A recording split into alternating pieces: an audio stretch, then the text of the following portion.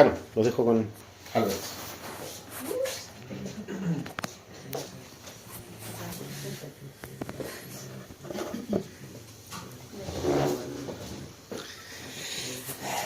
Bien.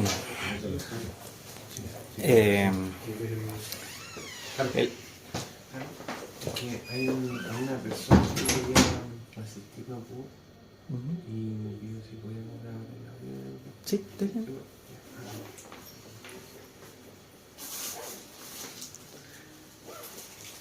Bien. Saludo a todos, a quienes creo que la mayoría ya los había saludado. Conversamos, algunos los conozco de hace mucho tiempo. Bueno, y hoy día vamos a hablar. Bueno, primero me presento. Mi nombre es Alejandro Álvarez. Yo soy terapeuta ocupacional, licenciado, he trabajado en algunas oportunidades. Actualmente estoy cesante.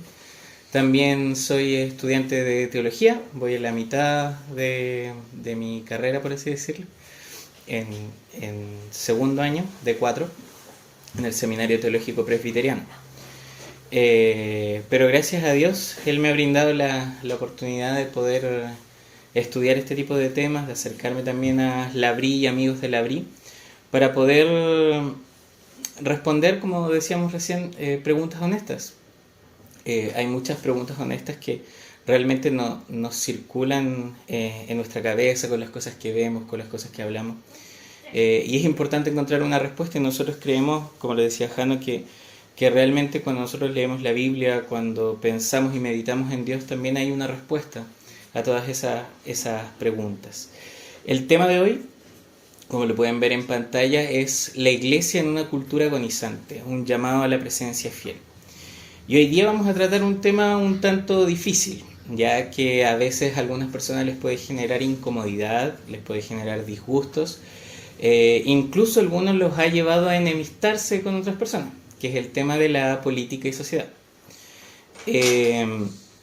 La iglesia en general ha tenido una dificultad en cómo abordar estos asuntos, ¿ya? Y de hecho vamos a ver que en la historia de la iglesia eso también se ha manifestado de esa manera, esa dificultad para lidiar con el tema. Ahora, quiero hacer alguna breve aclaración, no vamos a hablar tanto de teoría política, ¿ya? En ese sentido deberían llamar a una persona más especializada en eso para poder hablar sobre algunos conceptos técnicos. Pero sí vamos a hablar de cómo la iglesia lidia con estos asuntos sociológicos y políticos. Por eso el nombre de la charla. Y el nombre de la charla contempla dos nombres de dos libros. No soy una persona muy creativa con los nombres. Después se van a dar cuenta, uno es el nombre de un capítulo de un libro y el otro es el nombre en realidad o subtítulo de uno de los libros. Principalmente cuando nosotros vemos este tema de la política y también la iglesia, a veces ha ocurrido, y lo vamos a ver también dentro de la charla, que han ocurrido polarizaciones. Entonces, en esas polarizaciones, la iglesia a veces ha tendido a irse hacia un lado, hacia el otro, o estar incluso a veces buscando un equilibrio. Pero vamos a ver dentro de toda la charla que la iglesia en realidad se va por la tangente. Christopher Watkin, un autor muy interesante, dice que en realidad la forma en que nosotros lidiamos con la cultura es una diagonalización, de diagonal, en donde se escapa de los espectros y habla y trata una propuesta muy diferente. Y de hecho eso es lo que vamos a intentar ver en este día. Entonces, como les hablaba, van a haber dos libros centrales que vamos a estar tratando. Uno de ellos es el de Francis Schaeffer, La Iglesia al final del siglo XX. Lamentablemente no hay traducciones disponibles hoy en día para comprar. Ya es un libro que está agotadísimo. De repente puede existir por ahí en Amazon alguna versión de alguien que lo está revendiendo, pero yo he consultado y lo revende muy caro, casi a 60,000 pesos, pero porque ya esas copias ya no están, ya no las van a imprimir más, que fueron de una editorial que de hecho ya no existe. Pero este libro fue escrito en 1970, ¿ya? Es un libro antiguo, y explora una pregunta honesta que tenía Francis. ¿Qué futuro existe para la iglesia institucional? ¿Ya? Desde una perspectiva bíblica uno podría decir, ¿por qué se está preguntando esto un teólogo? ¿Por qué se va a preguntar que la iglesia si es que tiene futuro? ¿Por qué? Porque nosotros en la Biblia vemos que ni las puertas del Hades van a prevalecer contra ella. Vemos que al final, en el Apocalipsis, cuando ya toda la realidad se ha consumado, ¿cierto? Que, vemos una sola iglesia y está junto con Cristo. Entonces, ¿por qué él se plantearía algo por el estilo? El asunto va en este indicativo o apelativo que está después del nombre de iglesia, institucional. Schaeffer, cuando escribe su libro, había toda una problemática en su época. De hecho, ahí ya llevan 15 años de un labrí operando allá en Suiza. Y ellos estaban recibiendo a personas que llegaban con muchas dudas existenciales, muchos cuestionamientos, producto de la guerra, no encontraban sentido a su vida. Habían divisiones fuertes de la iglesia en esa época. Fue cuando pasó todo esto de la iglesia que se tornó un tanto más liberal y por otro lado hubo otra ala que se volvió mucho más fundamentalista y conservadora. Entonces, para algunos veían una expresión del cristianismo que realmente no obedecía a la ortodoxia cristiana, como es el liberalismo, pero por otro lado ellos veían en el fundamentalismo que no había una consolidación del cristianismo en su compasión con el prójimo. Entonces pasaba que mucha gente ni siquiera estaba asistiendo a la iglesia. Entonces llegaban allá a la Brie y iban con estas preguntas.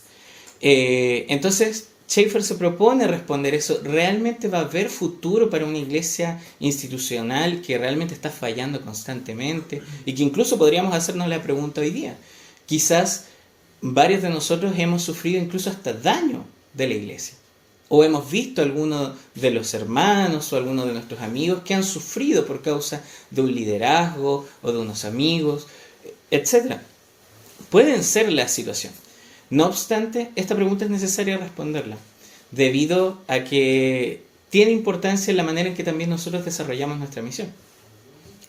En sus 8 capítulos del libro de Schaeffer, él explica cómo se llega a esa situación, cuál ha sido la respuesta de la iglesia y cuál debería ser nuestra respuesta frente a los problemas que se suscitan en ese sentido. Ahora, el segundo libro, que es de James Davison Hunter, que este sí está disponible en español, está disponible para comprar, lo tiene editorial Peniel, y de hecho la librería Peniel tiene todavía unas copias en bodega, la última vez que pregunté, que fue el año pasado.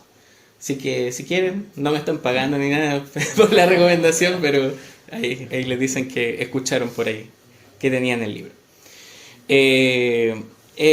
Hunter escribe este libro en el 2010, ¿ya? Igual ya han pasado varios años desde su traducción. En el 2015, si mal no recuerdo, fue que se tradució al español. Él es un profesor de religión, cultura y teoría social en la Universidad de Virginia y director del Instituto para Estudios Avanzados en Cultura. Es cristiano, es sociólogo y todo este asunto, y es uno de los autores que es muy citado por el difunto pastor Tim Keller, ¿ya? Entonces quizás para algunos les va a gustar quizás la propuesta o la manera en que él mira la cultura y mira también la política.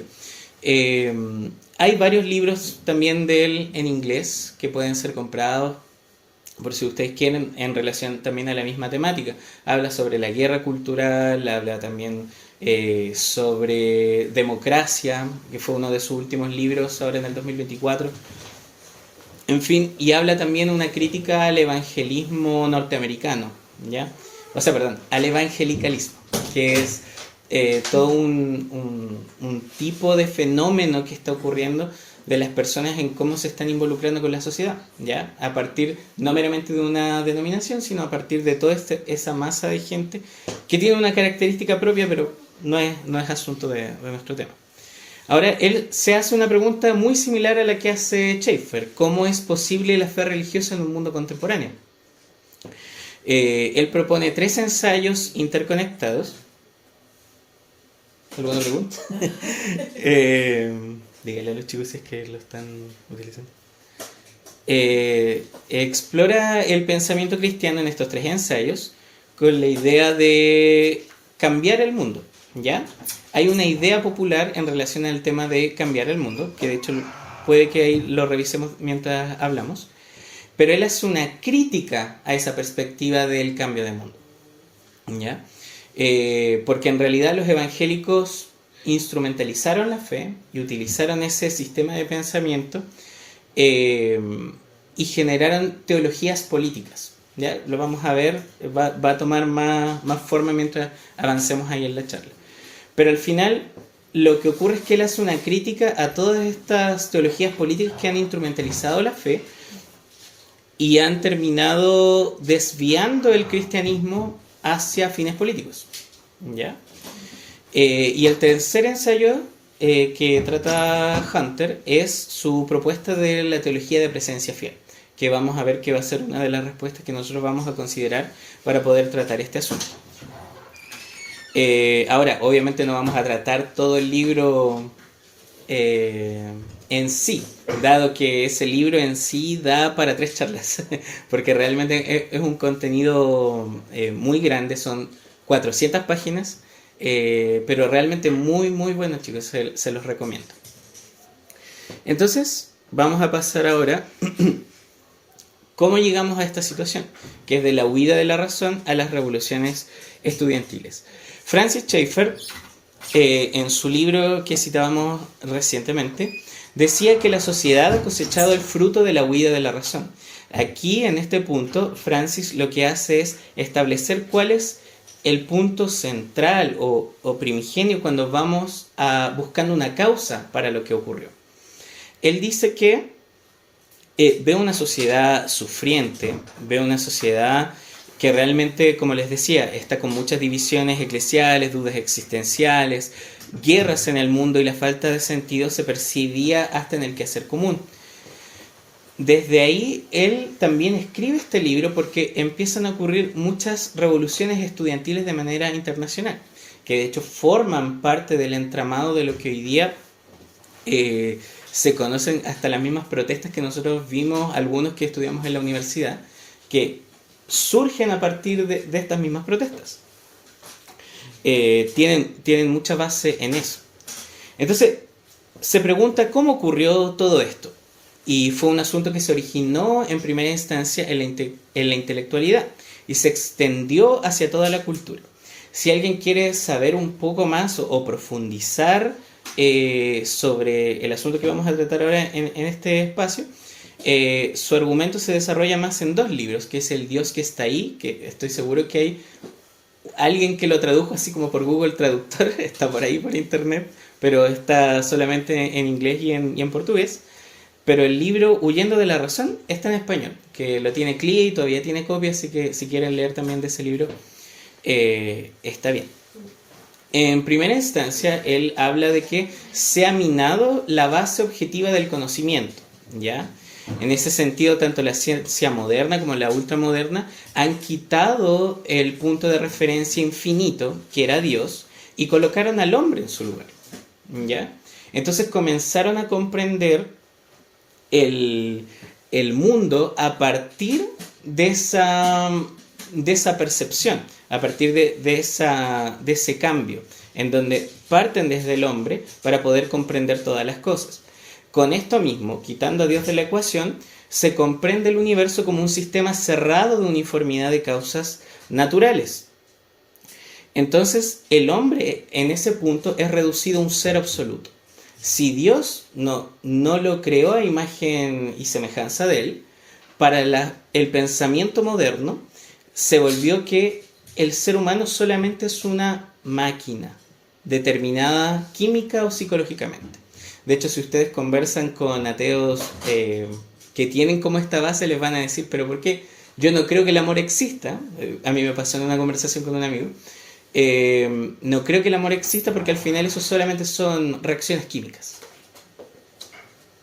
Es un argumento que parte desde esta base en donde quitan a Dios de la ecuación del punto de referencia de la realidad.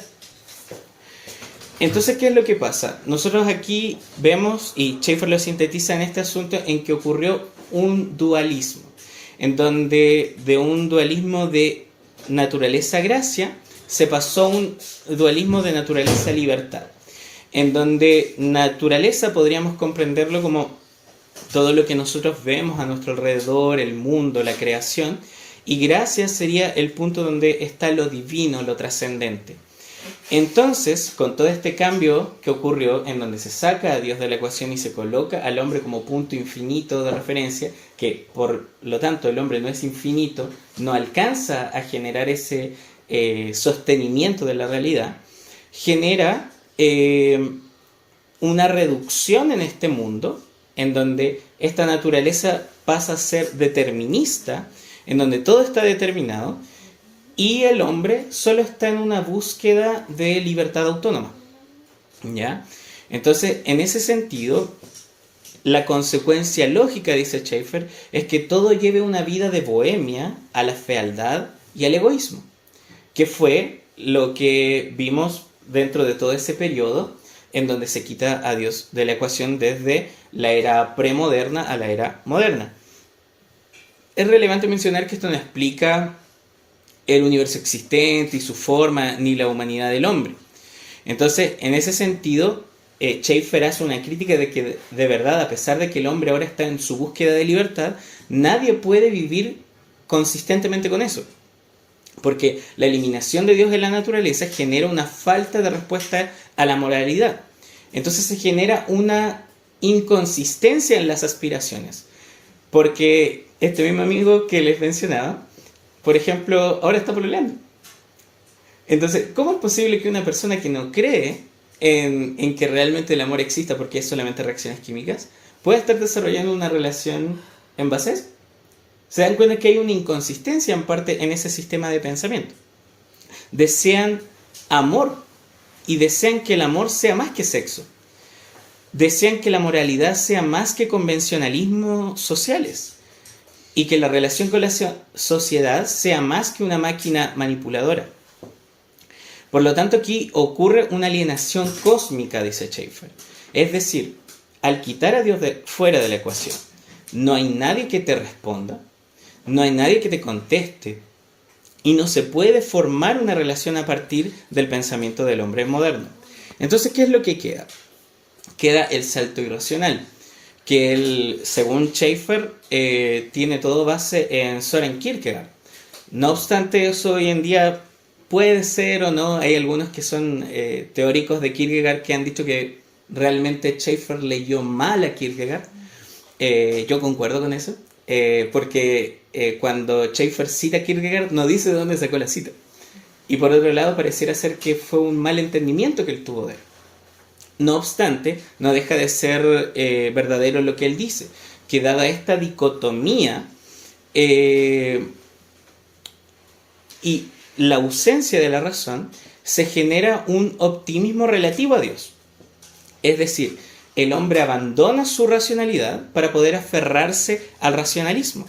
Entonces ellos, a pesar de que piensan que Dios no existe, ellos dicen, ok, nosotros vamos a creer en este tipo de cosas para que, aunque no sea comprobable por la razón, podamos entonces creer y tener algo que realizar o que hacer. Entonces se genera el salto de hacer cosas por las que incluso no crees que realmente existen. Y eso pasa en el mundo moderno. Y toda esta exposición lleva a la línea de la desesperación, que en realidad yo igual entro en desacuerdo, no es una línea, es un escalón, pero una línea escalonada podría ser. Pero lo que Schaeffer quiere decir en este sentido es que se expone todo este pensamiento moderno a todas las áreas de la vida y se expone de manera gradual, ¿ya? Comienza con la filosofía, luego pasa por el arte, la música, la cultura y termina alcanzando, por ejemplo, el área de la teología. Y esto genera una cultura plástica, donde lo que yo les decía, el salto irracional, genera valores no racionales, como aquellos que desde su falta de sentido y razón buscan la droga, por ejemplo, como una manera para poder conseguir experiencias optimistas. alcanzar un estado desde el cual no lo logran a partir de la razón. Ahora, en la música, el Schaeffer da un ejemplo de John Cage. No sé si alguien conoce quién es John Cage. John Cage, los que no, lo pueden buscar en YouTube después, ahí cuando lleguen a sus casas, y busquen el video, que se, así, John Cage 4:33. ¿Ya? Silencio total. Él está un piano, abre su piano, y está toda una escena así como, wow, ¿qué pieza tocará? Y él empieza así.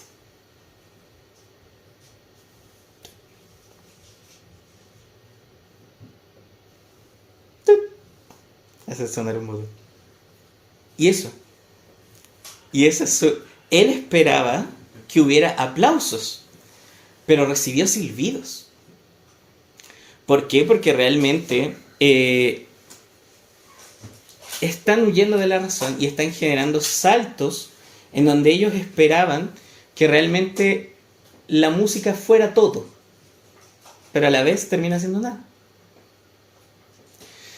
Y esto hoy en día tiene algunas resonancias en la era ultramoderna, ¿ya? No sé si a alguno aquí les gustan las batallas de rap, puede que no, quizás no es mi público. ¿Sí? Sí. Las batallas de rap.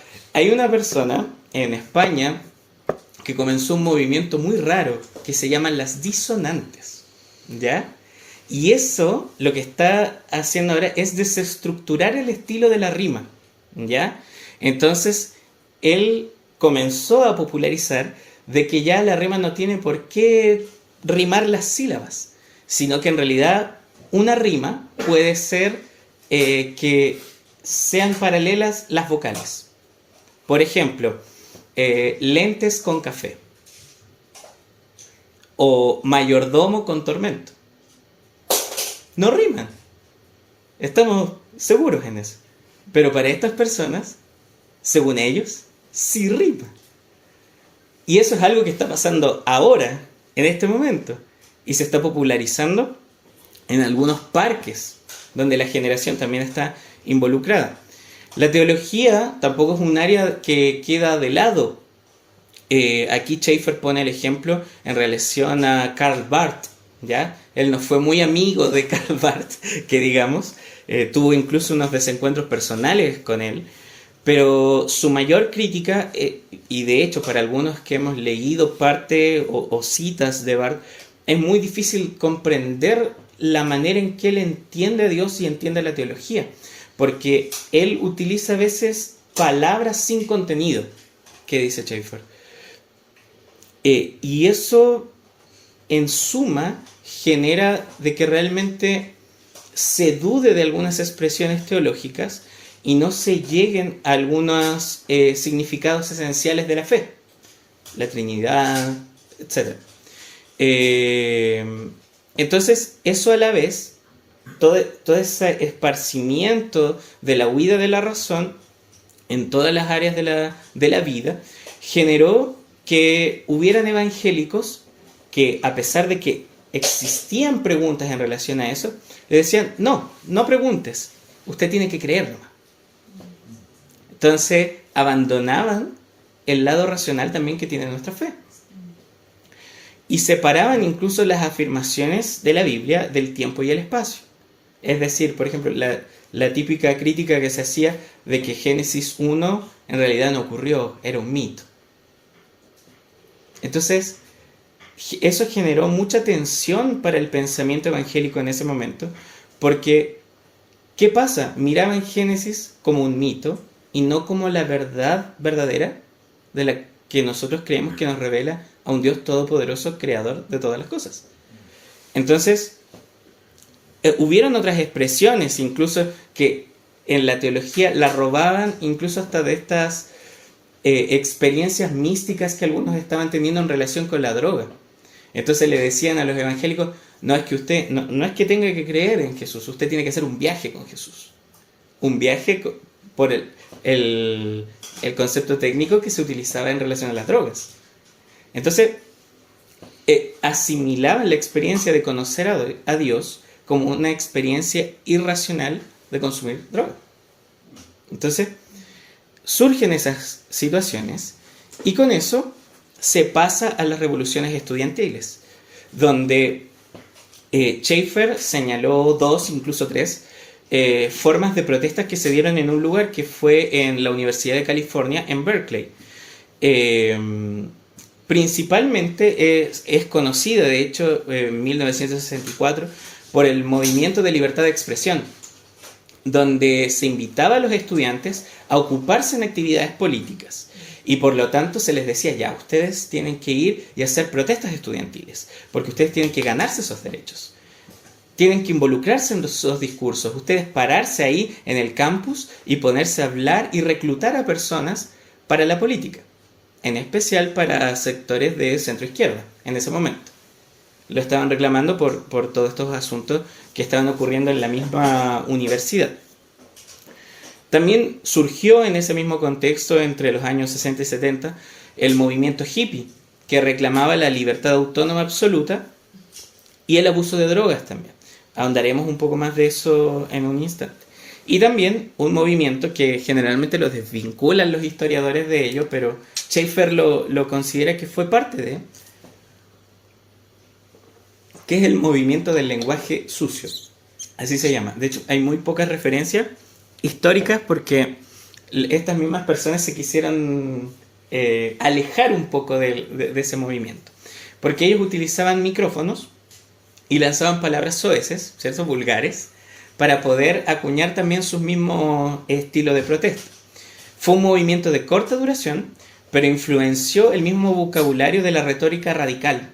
De hecho, hasta los días de hoy hay ecos de eso en la expresión moderna, en donde se generan discusiones, hablan vulgaridades, y todo con el punto de querer afirmar lo que están diciendo. Entonces, eso.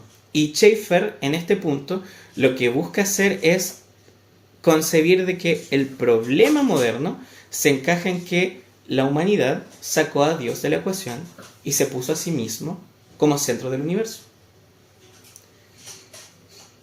Un narcisismo autopercibido. Entonces, ahora vamos a ver cuál fue la respuesta de los evangélicos entre 1970 a 2010. Ya es un periodo igual largo, pero vamos a intentar abarcar de manera un tanto breve, porque podría darse un poco más, pero es importante observar de qué manera se comportaron estas personas. Entonces aquí, Schaeffer dice que surgen 4 grupos básicos. Primero, los hippies, que fue, como les decía, un grupo caracterizado por el abuso de drogas, la separación con la sociedad, la rebelión apolítica y un reclamo de la búsqueda de la libertad autónoma. Para ellos, todo aquel que restringía la libertad del individuo les lanzaban epítetos como fascista, o uno que aprendí mientras le estaba leyendo, cosaco, que tenía que ver con las personas que estaban involucradas en una guerra entre Rusia y Ucrania, que tenían conflictos y estaba dirigido a personas que eran como de un sector político más conservador, ¿ya? Entonces se encuentran insatisfechos con esta cultura actual y de hecho estos mismos hippies reclaman y dicen, estamos viviendo en una cultura de plástico. Y Schaeffer le dice, sí, es verdad.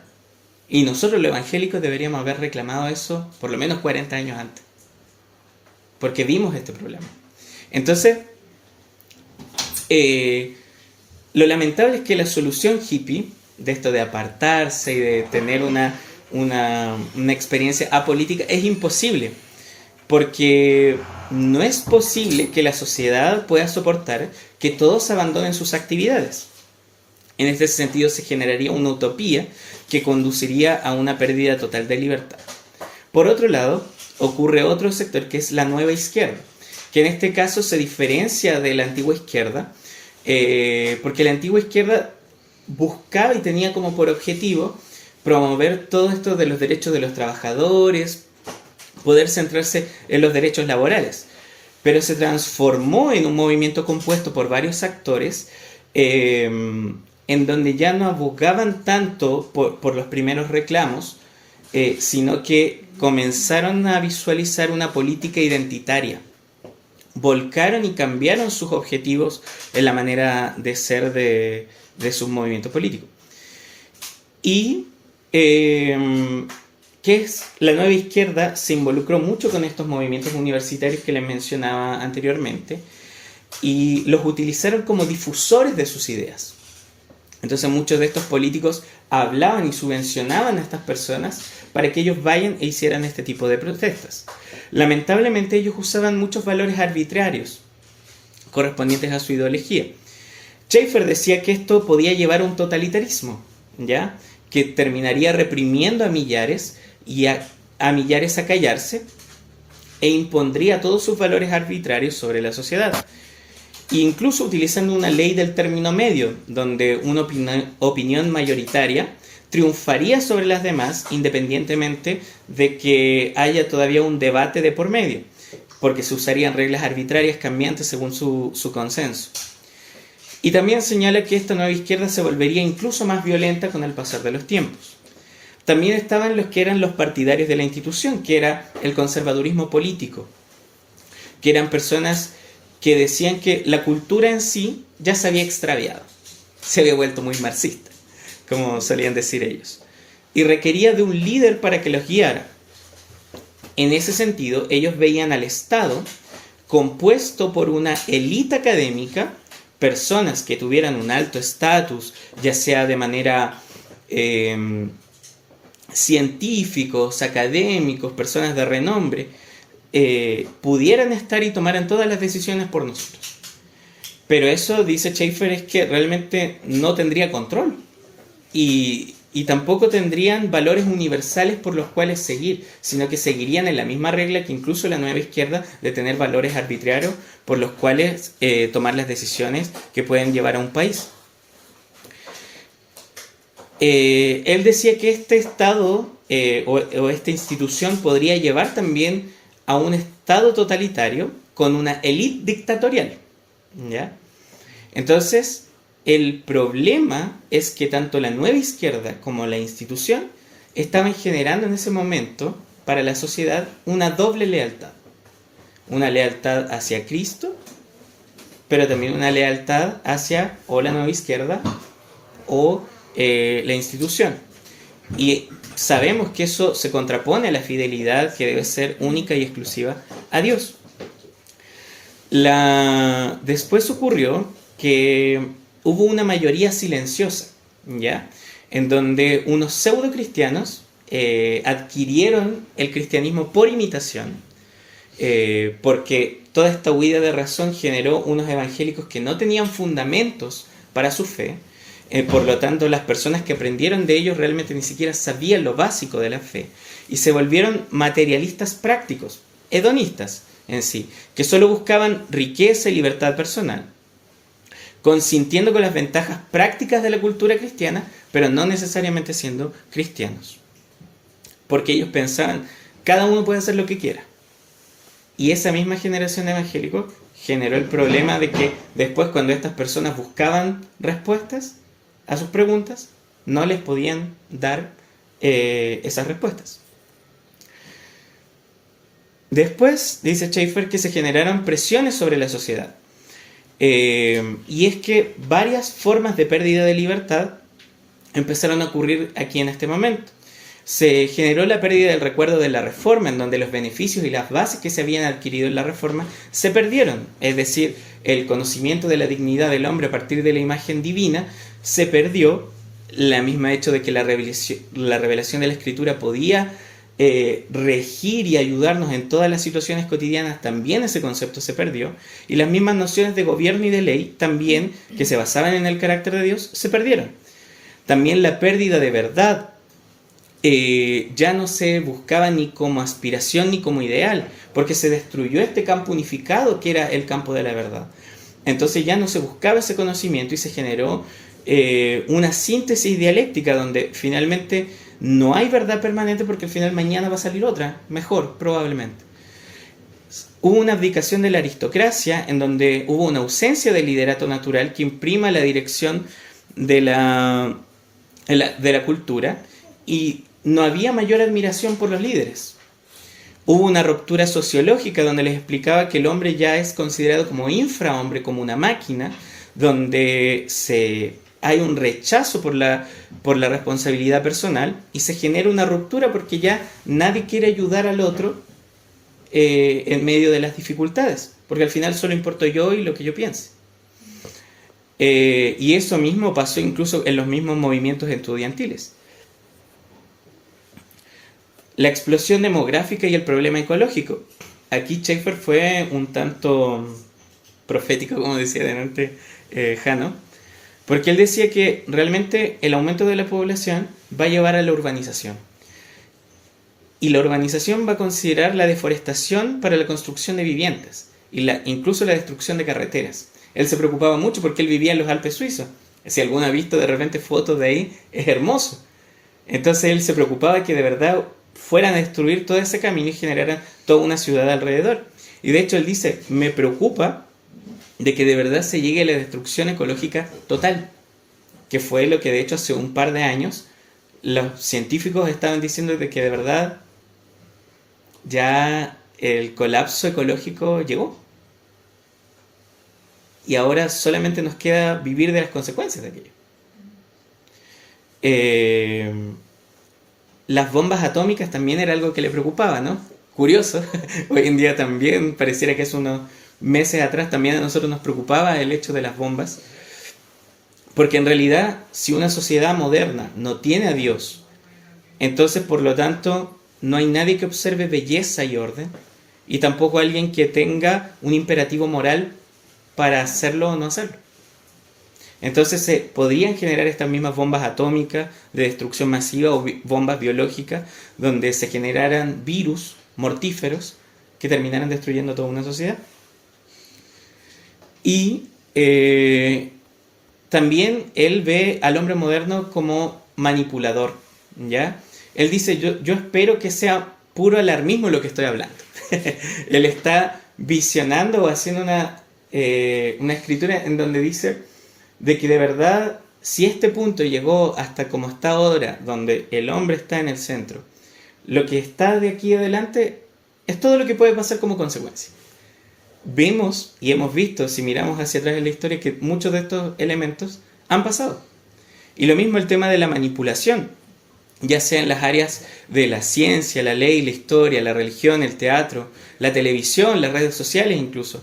Se han hecho nociones relativistas debilitando la confianza en las producciones culturales, porque ocupan todas estas áreas como instrumentos de manipulación, en donde a veces se divulgan, por ejemplo, papers científicos, donde se destruye, por ejemplo, la confianza en cierto medicamento. Pero de repente nos empezamos a dar cuenta que la persona o la industria que subvencionó ese paper es una empresa de la competencia. ¿Para qué? Para promover otro medicamento. Entonces estaban manipulando finalmente las cosas para que se compre otra cosa. Y la misma televisión. Cuando nosotros vemos la televisión o vemos redes sociales, son recortes. Son recortes a capricho de la editorial. A capricho incluso de nosotros, que a veces hacemos, por ejemplo, reels o fotos, pero no mostramos todo lo que está en su exterior. Tampoco podríamos. Pero eso incluso puede incluir declaraciones falsificadas, como se ha hecho incluso en televisión abierta. Hunter decía que realmente todos estos problemas se podrían resumir en que hay distintos desafíos para nosotros. El desafío de la diferencia, el desafío de la fidelidad y el desafío de la disolución de la realidad. En cuanto a la diferencia, se ha creado una pluralidad de creencias y una pluralidad de cultura que es difícil de manejar y de lidiar con ella. Y lo mismo es la disolución de la realidad. Ahora vamos a ir abordando algunas cosas que dijo James Davison Hunter para poder ver cómo ocurrió estos cambios desde 1980 hasta 2010. Desde aquí surgió que el evangélico comenzó a tener la idea de cambiar la cultura, ¿ya? O de redimir la cultura. Desde dentro hacia afuera, en círculos concéntricos, partiendo por el individuo, la familia, la comunidad y la sociedad. Hubieron algunos evangélicos católicos que incluso aportaron esta idea, Algunos incluso los conocen porque algunos estuvieron incluso en L'Abri, que fue Nancy Pearcey, Chuck Colson, en donde ellos decían la participación pública de los evangélicos y la política como medio central para toda esta estrategia. Entonces veían esta renovación espiritual y moral de la sociedad a partir de la evangelización. Si yo puedo entregarle el evangelio, por ejemplo, a la Babi, y le cambio, por ejemplo, el pensamiento a la Babi, imaginemos que la Babi no es cristiana, y le cambio el pensamiento, eso significa que a partir de la evangelización yo generé otro adepto que va a pensar igual que yo, y asimismo, si ella después le habla a Alfonso, le habla hacia allá, podemos crear toda una red de personas que finalmente van a pensar todos como nosotros. Y esa era la idea a partir del cambio cultural, cambiar la mente para cambiar la sociedad. El punto ciego de esto es que los evangélicos también ocasionan desastres políticos, también pervierten la sociedad. Entonces no es así de tan fácil de llegar y cambiar la mente. Por lo demás, un pensamiento muy cartesiano. Pienso, luego existo. Como si más allá de la mente no existiera algo más, como nuestros ritos, nuestros deseos, que también involucran la manera en que nosotros somos y nos expresamos en la sociedad. Hunter dice lo siguiente: no es exagerado decir que el testimonio público dominante de las iglesias cristianas desde principios de los 80 ha sido un testimonio político. Esto continúa siendo cierto hoy nuevamente entre los evangélicos, quienes por medio de incontables ministerios paraeclesiásticos dejan sentada su posición sobre un asunto político tras otro, y también sobre la política electoral. Schaeffer advirtió sobre este asunto, lo vamos a ver más adelante. Él percibía que los evangélicos tarde o temprano iban a caer en unas alianzas políticas, ¿ya? Y él llamó a diferenciarse de ellas. Pero lo anterior que hablábamos, lo que yo hacía el ejemplo, ¿cierto?, es lo que Hunter describe como la visión común, donde los evangélicos, unidos a distintos sectores políticos, presentaban esta propuesta: en la evangelización central para su destino y propósito en el mundo, el reconocimiento de la vocación política y una reforma moral que generara un cambio en el mundo.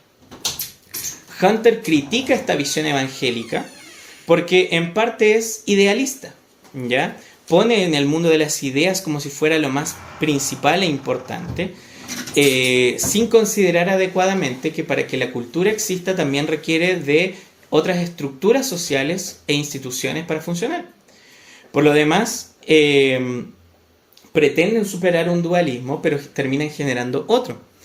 Y cuestiona la idea incluso, que esta fue popularizada por otro autor más reciente que se llama Andy Crouch, que él propone la idea de que podemos cambiar la cultura en la medida en que nosotros producimos bienes culturales y esos bienes materiales terminan transformando la sociedad. Es decir, yo puedo producir algún bien físico y eso quizás va a poder cambiar el mundo en la medida en que yo lo promociono y lo establezco, pero de nuevo ocurre el mismo problema, que no consideran que el cambio cultural requiere de estructuras y de también instituciones. Es más complejo cambiar la cultura de lo que se piensa. Es más allá que pensar que por cambiar una idea de la mente va a cambiar la cultura. Hunter explica en 11 proposiciones, no las vamos a ver todas, pero él propone que el cambio cultural no se puede reducir a ideas o cosmovisiones, sino que se encarna en narrativas, en prácticas, en instituciones, que eso se moldea históricamente, no es un proceso instantáneo. Y además la cultura también es utilizado como un recurso de poder, que se estratifica en centros y periferias. Es decir, no todos tienen la posibilidad de cambiar el mundo, por así decirlo, porque no todos están en el mismo lugar en la producción cultural. Hay personas que están en instituciones muy céntricas, pero hay otros, quizás por ejemplo yo, estoy en la periferia. Yo vengo de una ciudad que se llama Purranque, en donde realmente lo que puede ocurrir ahí, por ejemplo, realmente no va a cambiar la manera en que Chile piensa. Pero todas estas organizadas, puede ocurrir un cambio cultural, no obstante, cuando ha ocurrido, raramente surge desde abajo, desde las bases. Siempre ocurre desde una élite arriba posicionada una élite que cambia, ¿ya? No es estática, y generalmente esos cambios se producen de manera lenta a través de un poder simbólico que también es conflictivo porque tiene que luchar con la cultura que ya está imperando en ese momento. Y para que todo eso ocurra, tienen que ocurrir redes e instituciones. Ejemplos históricos podemos ver varios, pero yo creo que al menos el que a mí más me marca, que siempre cuando pensamos, por ejemplo, en la Reforma Protestante, nosotros pensamos, Martín Lutero fue el que cambió todo esto. Pero cuando pensamos en eso, nosotros estamos mirando la historia desde un punto de vista desde los héroes. Y se nos olvida que para que ocurra la Reforma Protestante, hubieron muchas redes de personas que generaron a que hubiera una reforma. Por ejemplo, Lutero no es nadie sin un Erasmo de Rotterdam que lo conflictúe. Tampoco es nadie sin un rey que le subvencione y lo oculte cuando lo persiguen, ni que le dé el dinero para poder producir las traducciones de la Biblia en el castillo. Entonces, podemos ver que ese claro ejemplo requería de una red institucional, luchar con lo que estaba ya establecido, pero también no ocurrió desde el centro de la cultura. Ocurre desde la periferia, llegó hasta el centro y así se fue moviendo. Y terminó generando un cambio. Entonces, esa idea evangélica realmente generó muchos problemas a la hora de poder traducir el evangelio en la sociedad. Y mucho de eso lo vamos a ver ahora cuando veamos el tema de la cultura política. ¿Ya? Porque la iglesia, como les dije, se mimetizó con la política. La iglesia se mimetizó con la política y ocurrió que en la cultura general una politización de todo, ¿ya? Hubo un giro hacia la ley y la política, en donde se empezó a pensar, los organismos del Estado son aquellos que nos van a dar las soluciones a todos los problemas públicos que nosotros tenemos. Entonces, el Estado en sí empezó a tomar un lugar en donde era el lugar de la encarnación del bien común. Y el lenguaje político se empezó a popularizar más dentro de la esfera de la vida común. Y en este sentido llega el concepto también de la ideología, en donde toda la vida termina pasando a través de este filtro, a través de estas creencias, valores, ideales y simpatías partidarias, y brindan un marco de expectativa y la acción, pero con muy poco contenido sustancial, porque estas polarizaciones ideológicas se volvieron expresiones naturales de la competencia para poder brindar ese contenido. Es decir, al haber tantas ideologías, para que una pueda tener impacto en la sociedad, empezaron a tener que competir la una con la otra. Era imposible que el Estado sea neutral. Entonces, involuntariamente se volvía patrocinador, y hasta los días de hoy, de algunas ideologías. Y todos quieren buscar el patrocinio del Estado para poder hacerlo. En eso, toda la vida cívica se terminó politizando, en donde nosotros hoy en día, incluso es una idea que nosotros tenemos, si queremos cambiar algo de nuestra vida pública, tiene que haber una ley que lo confirme o que lo proporcione esa ayuda o estructura necesaria. La vida familiar, la educación, todo ha terminado parte de la política. Y esta misma política partidaria ha llegado a moldear nuestra forma de entender a los demás, porque desde ahí ha empezado una tendencia de nosotros a etiquetar a las personas, para acreditar o desacreditar a una persona. Es decir, la típica frase, ¿no? No, es que este es facho, es que este es rojo. Y se nos olvida que hay una persona detrás. Y también pasa que estas mismas etiquetas tiñeron de significado político algunos conceptos que no lo eran.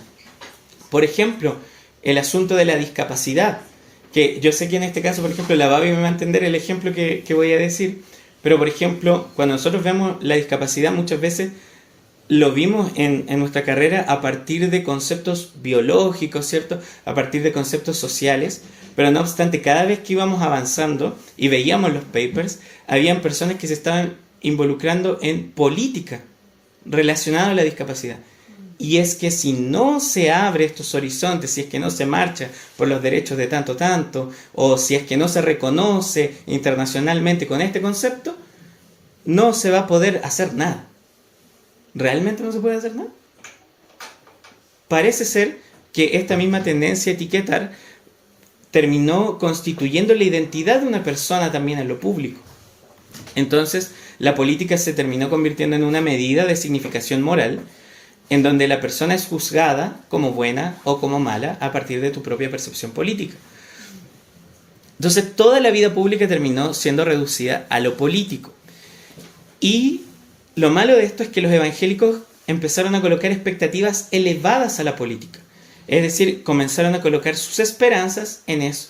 Y la riqueza de la vida pública, porque nosotros vemos afuera, es más que política, ¿cierto? Hay una disminución también de pensar alternativas de resolver problemas.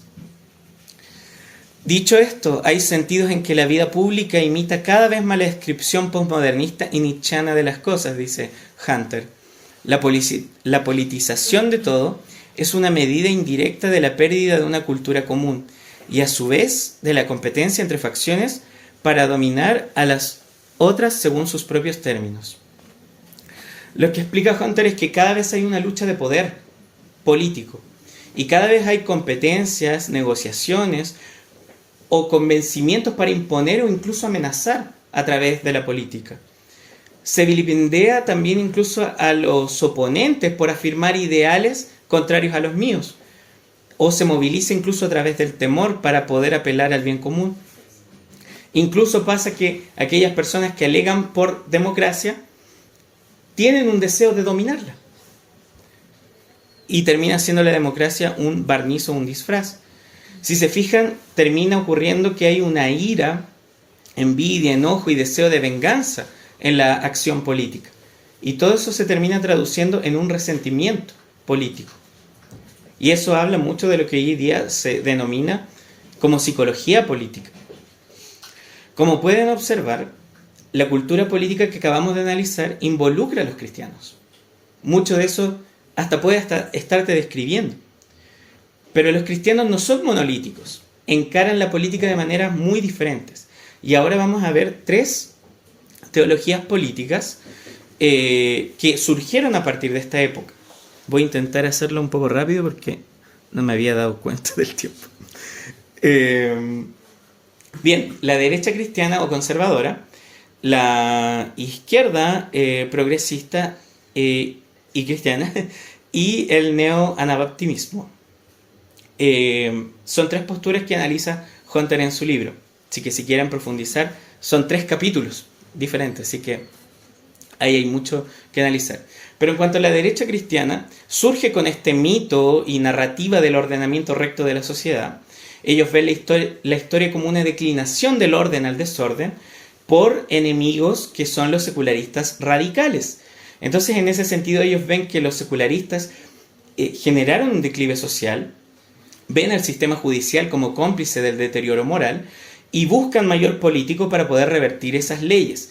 Tratan a sus enemigos con este lenguaje: atacar, derribar, enemigos, etc. Sus estrategias políticas terminan siendo la desinformación y el temor para movilizar a sus bases y cumplir así sus planes. Eso termina generando un sincretismo religioso. Ellos utilizan frases como: ¿cómo puedes involucrarte en sectores políticos que contradicen a Dios? Tener apatía política, que no te interese la política, es pecado. Ten cuidado con eso. Ellos llevan a tener conductas exageradas, como llevar a miembros de la iglesia a las urnas, ¿ya? Para que terminen votando por sus preferencias políticas.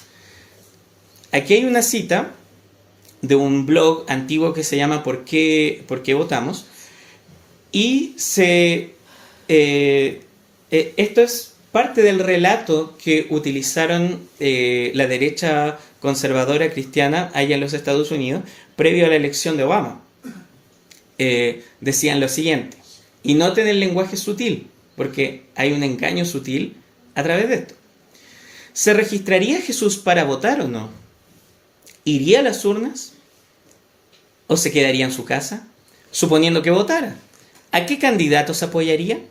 Sabemos que Jesús espera que sus seguidores sean sal y luz en nuestra sociedad y que Él espera que participemos en el gobierno.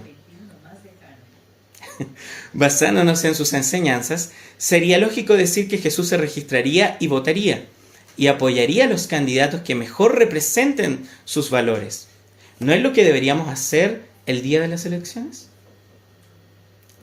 Entonces se dan cuenta que incluso aquí los cristianos mezclados con la política, en este sincretismo religioso, están usando el nombre de Dios, uno en vano, y están descontextualizando la Escritura para imponer una opinión política. Ahora, el paradigma que ellos utilizan es un paradigma defensivo. Ellos buscan retener las características distintivas de la ortodoxia y la ortopraxia cristiana dentro del mundo. Pero al hacer eso ellos buscan preservar la cultura para poder así preservar la nación y la fe. Entonces ellos utilizan como estrategia evangelizar a los incrédulos, llamando a la nación a arrepentirse y volver a la fe. Pero después, para lanzar un ataque directo y frontar contra los enemigos de la fe y la cosmovisión. Entonces Hunter los critica y dice que ellos realmente no dan una respuesta para la diferencia, para estos desafíos que hablábamos antes de la diferencia y la disolución de la realidad, porque ellos terminan viendo a las personas como un peligro o una amenaza, y ellos buscan resistir incluso aquellas verdades que pueden erosionar el cristianismo, sin tener una conciencia crítica de que ellos mismos también lo están haciendo. Entonces, Hunter les dice que ellos tienen realmente una conexión partidista, de la cual no se dan cuenta, pero ellos en Estados Unidos buscan al Partido Republicano, y podríamos decir que acá, incluso en Chile también, puede llegar a ocurrir eso. Pasa en algunas iglesias, en algunos contextos. De hecho, no sé si ustedes saben, Trump, en las 2 veces que fue electo, fue también por el apoyo de evangélicos. En su primera, él se declaró presbiteriano, no recuerdo de cuál denominación de allá, pero presbiteriano. Y ahora en la segunda vez que fue electo, él se consideró no denominacional.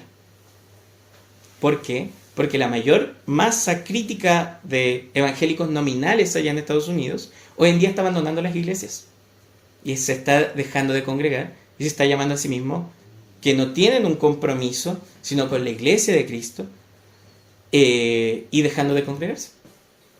Entonces eso igual es algo que nosotros debemos mirar a partir de esa realidad que puede llegar hasta acá, hasta nuestras tierras.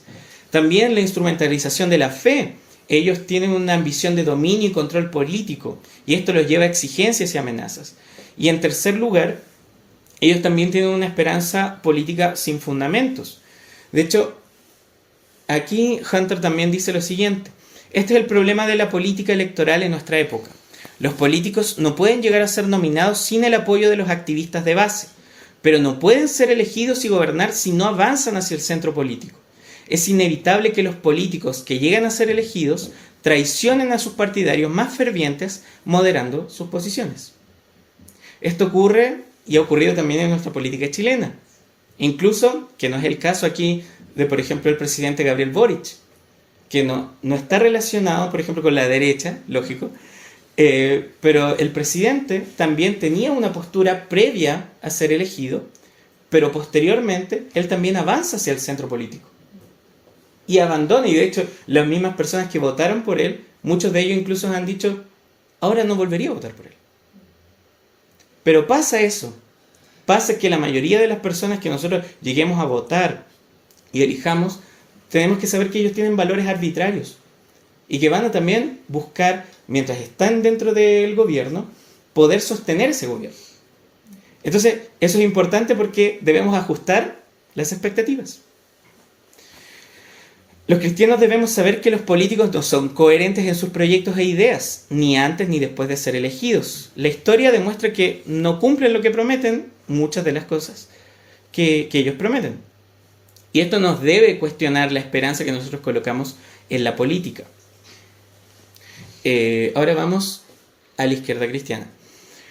ellos fundamentan su ideología a partir del mito de la igualdad y la comunidad. Entonces ellos ven la historia como una lucha constante por poder conseguir esos fines.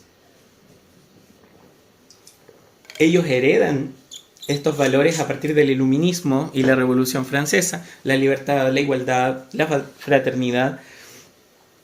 Y en ese sentido, su mayor preocupación también son los débiles y los desfavorecidos, pobres, inmigrantes, víctimas de guerra. No obstante, sus temas también abarcan otros temas, el medio ambiente, la guerra, la inmigración, etc. Ellos también tienen una visión escatológica, un telos, como decía antes Jano.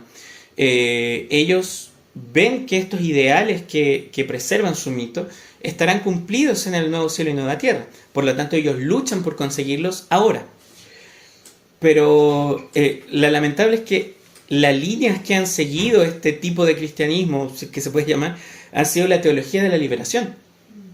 Y han buscado esto mismo contemporáneamente en la teología negra, teología feminista, en donde interpretan a Jesús como un libertador de los pobres y oprimidos, y no como un salvador y redentor de todas las cosas. Ellos tienen al enemigo, o lo identifican como un enemigo, a la derecha, obvio, y a los cristianos conservadores, pero también critican el capitalismo de mercado irrestricto. Acusan a la derecha de usar a la Biblia con literalismo selectivo y de manipular el discurso político. Etiquetan a la derecha como militarista, cruel, teocrática, intolerante. Y sus estrategias, curiosamente, son muy similares. También ellos quieren recuperar el poder, pero poder atender a los marginados. Ahora ellos también abusan de la instrumentalización de la fe. Y esto, voy a leer una cita solamente de esos. Por ejemplo, esto está en un libro de Jim Wallis, que él representa a la izquierda cristiana allá en Estados Unidos, y él, por ejemplo, utiliza un versículo bíblico para decir lo siguiente: el presupuesto y las políticas impositivas del gobierno deberían reflejar compasión por las familias pobres, en lugar de recompensar a los ricos. Las políticas externas deberían incluir el comercio justo y la cancelación de deudas de los países más pobres. Y utiliza algunos versículos bíblicos, como lo pueden ver. No obstante, estos textos bíblicos están basados en una hermenéutica de texto prueba. ¿Qué es la hermenéutica de texto prueba? En donde tú utilizas un texto bíblico y dices, porque lo dice aquí, entonces significa que eso puede ampliarse a una infinidad de aplicaciones en el contemporáneo. Pero no es tan así. Cuando uno analiza un texto bíblico, lo tiene que analizar exegéticamente, bajo toda la historia de la revelación. No puede ser solamente aislado. Cuando tú construyes una teología a partir de un solo versículo, ten por seguro que no es teología, probablemente estás arreglando muchas de las cosas para que tengan sentido. Pero lamentablemente la derecha y la izquierda reducen a la fe como una herramienta política. Y en este sentido, el paradigma que usan ellos es el paradigma de la relevancia o de la pertinencia, en donde ellos de alguna manera se despreocupan un poco de la ortodoxia y critican mucho también a la iglesia. En este sentido, ellos, en cuanto a la diferencia y esta pluralidad de cosas, no lo ven como un problema o una forma de lidiar asuntos. Ellos ven la diferencia y la minimizan. Entonces, por ejemplo, para combatir el racismo, todos somos iguales. Ya, ok, sí. De alguna manera, sí, todos fuimos creados a la imagen de Dios. Y por lo tanto tenemos dignidad. Pero sí hay una diferencia. Pero ¿por qué esa diferencia necesariamente tiene que ser mala? Y ellos la minimizan. Lo mismo ocurre con la cuestión de género. No, es que hombre y mujer son iguales. Y lo dejan así al punto en donde al final terminan erosionando las bases de lo que realmente es ser hombre y lo que es ser mujer, dando paso a las mismas ideologías trans. Entonces, termina generando un problema de disolución de la realidad, porque también resignifican el significado de la palabra y lo aplican a problemas sociales, generando un conflicto con la realidad. Entonces, Hunter los critica de la misma manera. Ellos también son partidistas.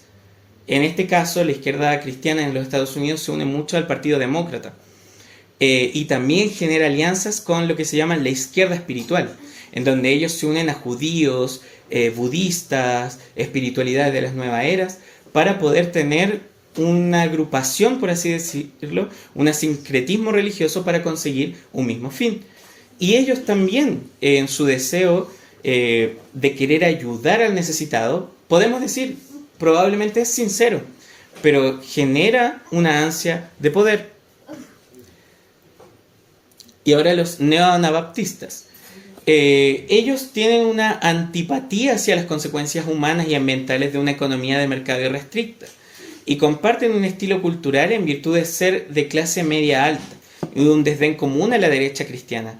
Ellos son más conocidos por ser apologetas intelectuales y culturales, en donde ellos van más por la teología que la práctica, por la sensibilidad política en vez de las estructuras institucionales, pero tienen una desconfianza básica hacia la Iglesia y hacia el Estado. Su ideal mítico que los anima es poder llegar a ser igual que el cristianismo neotestamentario, volver a las bases, al primitivismo de la era apostólica. Ellos ven a Jesús también como un agente de cambio social radical. Ellos observan que Jesús rechaza el poder, incluso en la tentación cuando Él está en Lucas 3. Se le ofrece este gobierno sobre todo el mundo, pero es rechazado porque proviene del tentador. Por lo tanto, ellos rechazan el gobierno y rechazan el Estado. Entonces, ellos dicen, si Cristo ha vencido los poderes, es imposible que un cristiano pueda participar en el gobierno. Sería cómplice de la misma violencia del Estado. Entonces hay un impulso separatista en medio de estos. Como les dije, identifican a la Iglesia y al capitalismo, a la democracia liberal como enemigos, porque genera una lealtad doble. No obstante, la crítica que les hace Hunter es que realmente su marco de referencia es político. Es decir, ellos como neoanabaptistas solamente surgen o pueden existir si es que ellos están criticando al Estado y al mercado de su identidad. Entonces, su identidad depende de la corrupción del Estado. Si el Estado no fuese corrupto dentro de sus percepciones, ellos no tienen razón de existir. Eso, y ellos también tienen un paradigma de pureza, en donde ellos, para poder preservar las verdades de la fe, se apartan del mundo.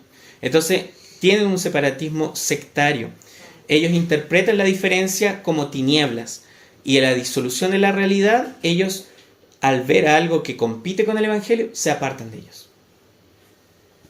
Entonces, esto nos genera una ilusión, una ironía y una tragedia en la posibilidad del cristianismo en nuestra época. La ilusión es que los cristianos lamentablemente hemos puesto expectativas muy altas sobre la política, sobre el proceso político y sobre el Estado. Y tenemos que saber, el Estado muchas veces no está sujeto a la voluntad electoral. A modo de ejemplo, cuando tú eliges un presidente, tú no estás eligiendo necesariamente a los ministros. Y muchas veces los ministros forman mucho también de lo que nosotros vemos en la política actual. No hay soluciones políticas para la mayoría de los problemas públicos que nosotros tenemos. Nosotros debemos ajustar nuestras expectativas. El Estado no brinda soluciones satisfactorias a problemas de valores en nuestra sociedad. Las leyes tampoco son neutrales. La ironía que ocurre es que la fe es reducida a una ideología política. Surge un impulso incluso a la politización de los valores. Por ejemplo, los conceptos como justicia, equidad, libertad, rectitud. Hoy en día es imposible verlos sin una asociación política. Pero esos conceptos surgieron primero de acá. Y del cristianismo también, que los popularizó. Y la última ironía también es que se incentiva a la responsabilidad política por votar y cumplir el deber cívico, pero mientras se está haciendo, se evita la responsabilidad personal. ¿Qué quiere decir esto? Después de todo, es más fácil votar a un político que está, no sé, a favor de Provida, que adoptar a un bebé nacido en la pobreza. Es más fácil votar por un político que cuidar de un pariente anciano y enfermo. un político que se preocupe por esas cosas del cuidado de la vejez. O buscar a un político que se preocupe de nuestros problemas migratorios, en vez de nosotros ser responsables y esforzarnos por conocer a extranjeros. ¿Se dan cuenta que nosotros cuando vamos a la urna a veces estamos evadiendo también una responsabilidad personal? Entonces, la tragedia que pasó por este asunto es que las prácticas que se generaron fueron muy poco saludables y poco constructivas. Se adoptó una desintegración social y esto alimentó el resentimiento y generó en los cristianos nietzscheanos funcionales que persiguen la lucha de poder y quieren tener el poder para poder conseguir sus fines. Entonces, para poder superar esto, nosotros debemos volver al Imago Dei, entrenarnos en el reconocimiento del bien y ver también la respuesta cristiana que nosotros podemos dar. Chiquillos, puede que me pase, pero está todo bien, ¿cierto? Sí. Ah, ya. Puede que me pase como 20 o 25 minutos. Pero les aviso por si acaso. Sí. Y entonces vamos a ver la respuesta cristiana, que también es larga en este sentido. A un problema largo tenemos que darle una respuesta larga. Schaeffer dice que hay 4 aspectos de los que nosotros nos debemos preocupar. Él lo engloba en un cristianismo verdaderamente revolucionario. Entonces él dice que nosotros, para poder resolver o poder enfrentar estos problemas en donde la política se ha entremezclado con la iglesia, nosotros debemos elegir una cobeligerancia y no una alianza con estas políticas. ¿Qué significa esto? La cobeligerancia muchas veces es cooperar con otra parte persiguiendo el mismo fin, pero no tener una alianza formal. Es decir, muchas veces la iglesia va a querer conseguir, por ejemplo, justicia, o va a querer conseguir orden, pero no por eso la iglesia debe generar una alianza con la política o con partidos políticos. ¿Ya? En este sentido, él teme porque la iglesia termine generando una alianza o con la élite o con la nueva izquierda, que es, como vimos en la historia, pasó. La iglesia no debe alistarse en ningún campo político porque es diferente a un partido político. En ese sentido, la iglesia tiene una tarea distinta. En segundo lugar, la predicación y la práctica de la verdad. Nosotros debemos predicar aquello que es verdadero y practicar la verdad. Se refiere, este último aspecto de practicar la verdad, se refiere que de verdad el mundo tiene derecho a juzgar si es que somos cristianos, en la medida o en la base al amor entre cristianos. Eso lo vemos en la palabra en Juan 13:35. No podemos predicar una variedad de opciones de cosas, sino que debe haber un testimonio fiel de Cristo en su iglesia. Y el llamado que hace en este punto Schaeffer es que nosotros practiquemos la hospitalidad. Esto mismo que hacemos aquí, practicarlo en nuestras casas. Tanto Francis como Edith escribieron en sus libros, en Labrie, Edith y Francis en la iglesia al final del siglo XX, de que de verdad esta hospitalidad va a ser costosa. Él cuenta que muchas veces que recibió a las personas, sus regalos de boda sonaron, se rompieron, sus sábanas fueron rajadas, sus alfombras fueron quemadas con manchas de cigarro, o sea, con marcas de cigarro. Algunos incluso vomitaron en sus chalets porque estaban borrachos o drogados. La práctica de la hospitalidad puede ser difícil, pero es necesario que nosotros asumamos el riesgo y el costo. ¿Por qué? Porque es importante tanto predicar la verdad y la belleza de Cristo como mostrar la verdad y la belleza de Cristo en nuestro hogar, hacia las demás personas, incluso hacia desconocidos. Este mismo que hablábamos de los problemas con la raza, estos problemas con las migraciones que estamos viendo. A veces es más fácil votar por un político en vez de recibir a un extranjero y conocer su vida, las cosas que ha tenido que pasar. Es importante poder hacer eso y mostrar la belleza en esa recepción. Velas, por ejemplo, a la hora del almuerzo, para mostrar un detalle significativo, arreglos florales, comida bella y deliciosa, obvio. Si es que no lo saben, podemos aprender. Hoy en día tenemos herramientas para poder hacerlo. Y si no, podemos compartir.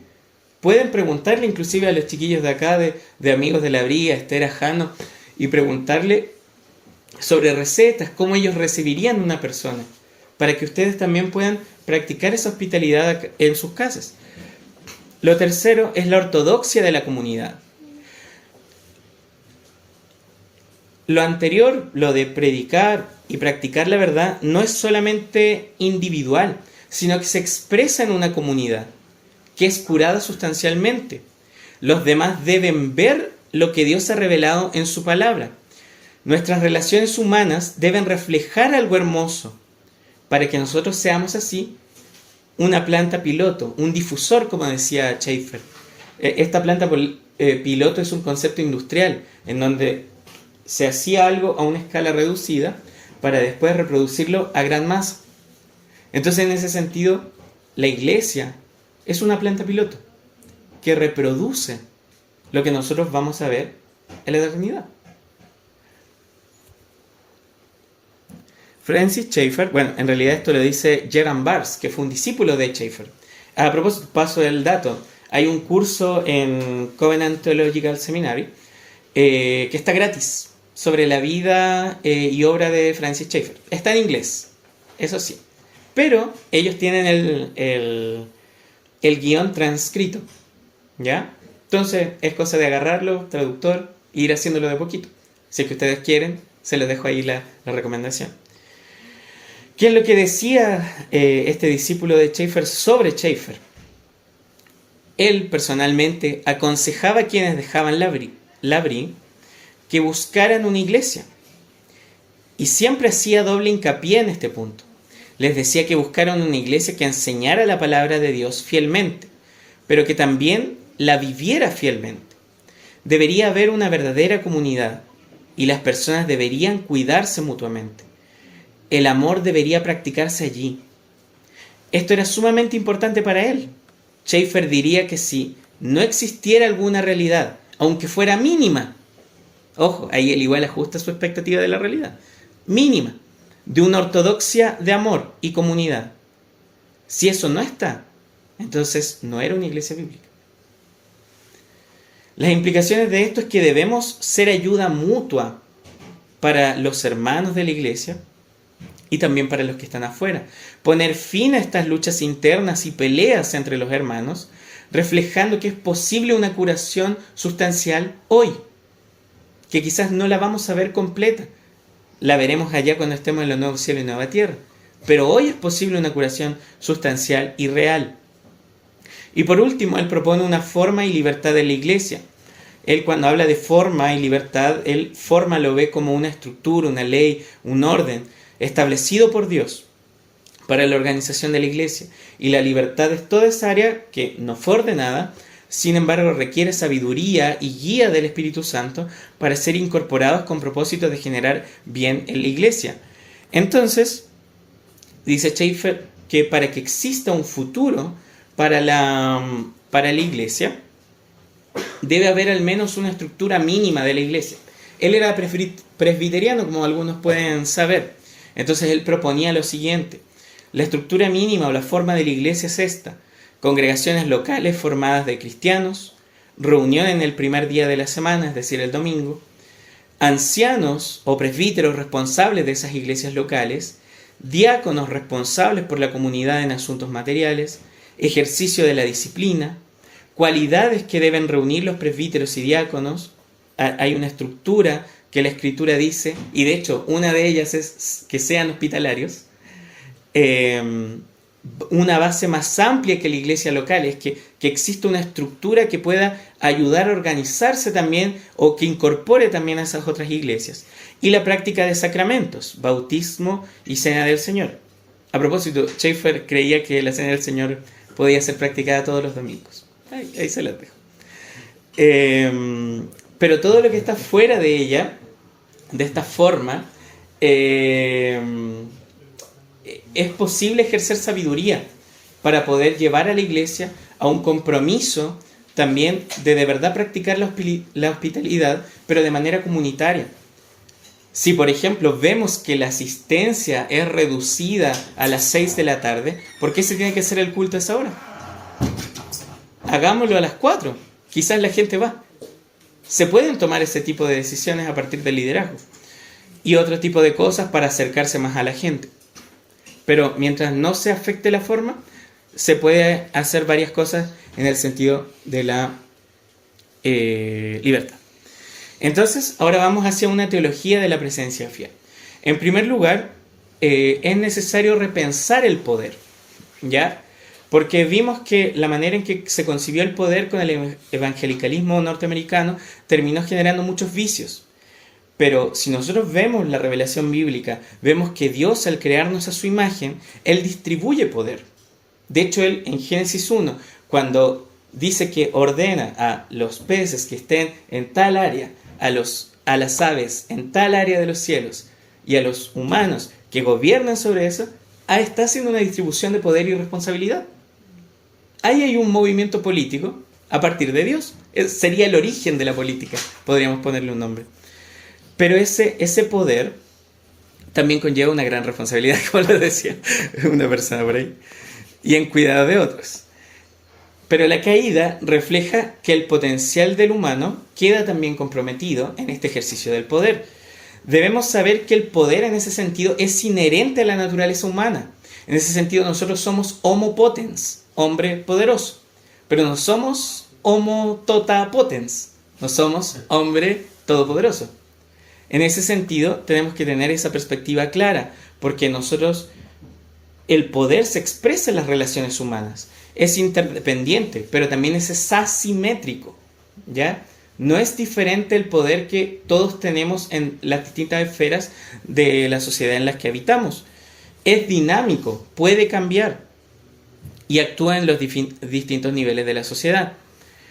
Nosotros conocemos el poder a partir de la naturaleza conductual también, que muchas veces y lamentablemente se ha expresado de manera abusiva, pero también puede ejercer de manera simbólica y cultural.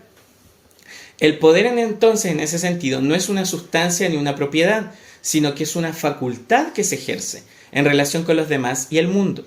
Entonces, es importante entender 3 observaciones también. Que el poder tiende a convertirse en un fin en sí mismo, producto de la caída. Generalmente se suelen buscar ventajas materiales, simbólicas, sociales que lo acompañan. Pero el poder también genera su propia resistencia. Siempre van a haber personas que quieran desafiar, subvertir, desestabilizar y oponerse a ese poder. Pero también el poder parece conllevar consecuencias no buscadas. Muchas veces el ejercicio de poder puede generar consecuencias que realmente tampoco se esperaban. Entonces la iglesia siempre va a vivir en una tensión con ese poder, que hemos visto que se ha hecho mal uso. Pero la iglesia en ese sentido debe reconocer que es otra ciudad, es una altera civitas. Como lo decía Agustín de Hipona, es la ciudad de Dios en medio de la ciudad de los hombres. Se debe reconocer esa tensión con el mundo y saber que nosotros podemos fracasar en este ejercicio de poder para tener una expectativa clara. Pero el poder también debe ser repensado a partir de la relación con Jesús. Primero, el poder en la vida de Jesús no se deriva de alguna estructura externa, desconocida, sino que se deriva de su completa intimidad con el Padre y de su total sumisión a Él. Disculpe. Segundo, Cristo rechazó el estatus y la reputación y el privilegio en su encarnación. La compasión también define el poder de su reino. No es egocéntrico, ni manipulador, ni egoísta.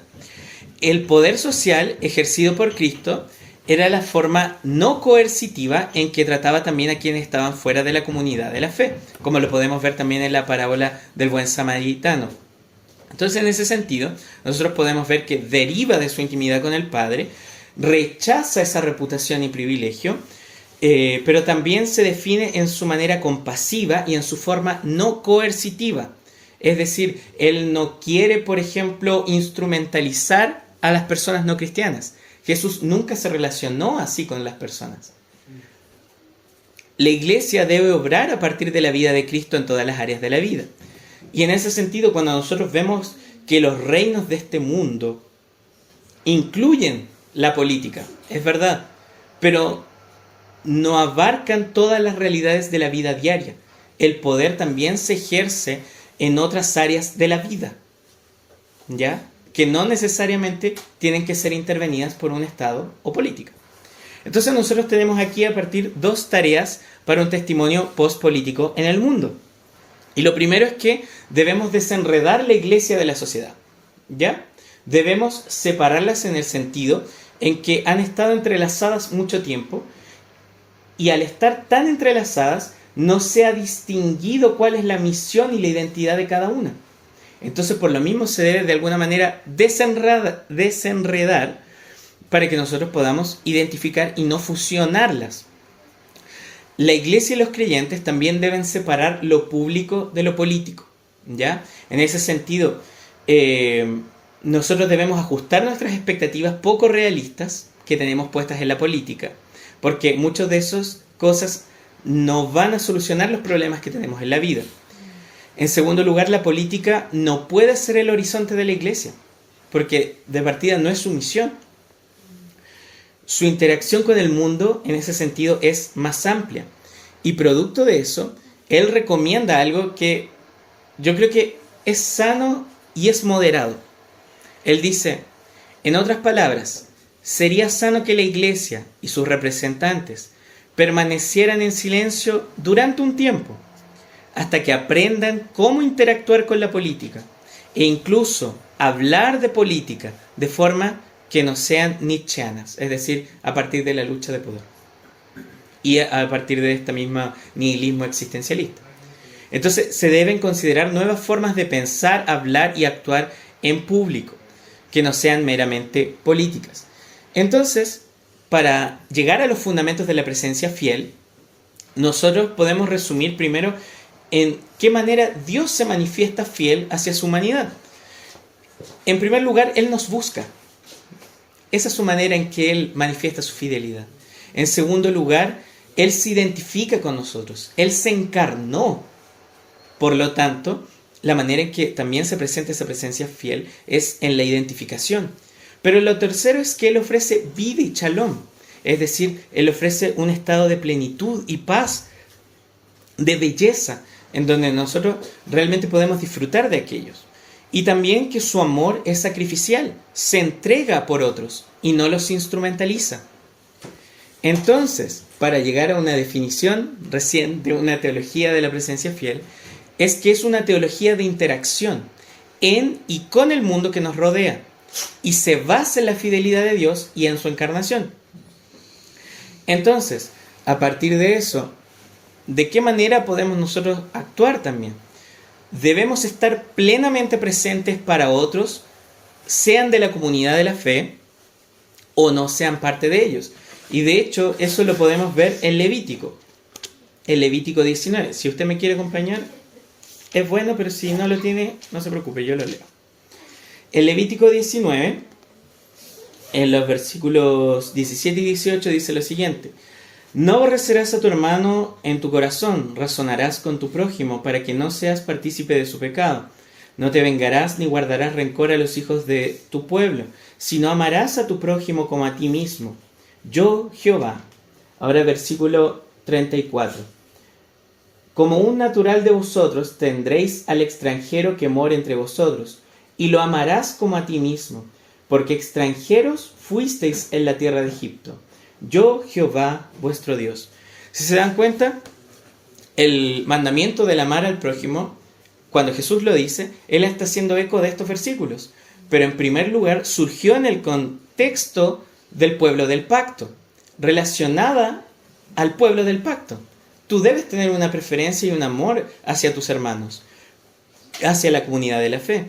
Pero también ese amor al prójimo se extiende hacia afuera, como lo era ahí en Levítico 19, y se extiende a esos extranjeros en ese sentido. Entonces, el amor al prójimo que demuestra una reconciliación del mundo de parte de Dios forma parte de estar presente también para otros. Lo segundo es que debemos estar plenamente presentes, comprometidos para con nuestras tareas. La palabra del Señor siempre nos llama a hacer las cosas como para el Señor, de manera digna, de manera que sean hechas con excelencia de corazón y para honrar a Dios. Lo tercero es que debemos estar plenamente presentes y comprometidos en nuestras esferas de influencia social. Aquí en este sentido, Hunter dice que nosotros todos somos líderes y a la vez también todos somos seguidores. ¿En qué sentido? En que todos tenemos al menos una influencia en el medio social, sea en la familia, sea en el trabajo, sea en lo que sea. Hay esferas en donde se puede ejercer influencia. Pero, de nuevo, Dios es todopoderoso y nuestro poder es relativo, por lo que debemos emplear el poder a la manera de Jesús sirviendo a otros. Entonces, la presencia fiel implica una resistencia constructiva que busca nuevos patrones de organización social que desafían, minan y disminuyen de otras formas la opresión, la injusticia, la enemistad y la corrupción. Y en cambio, fomentan la armonía, la productividad y la abundancia, la plenitud, la belleza, el gozo, la seguridad y el bienestar. Entonces, señala que nosotros podemos vivir en un sentido de afirmación y antítesis.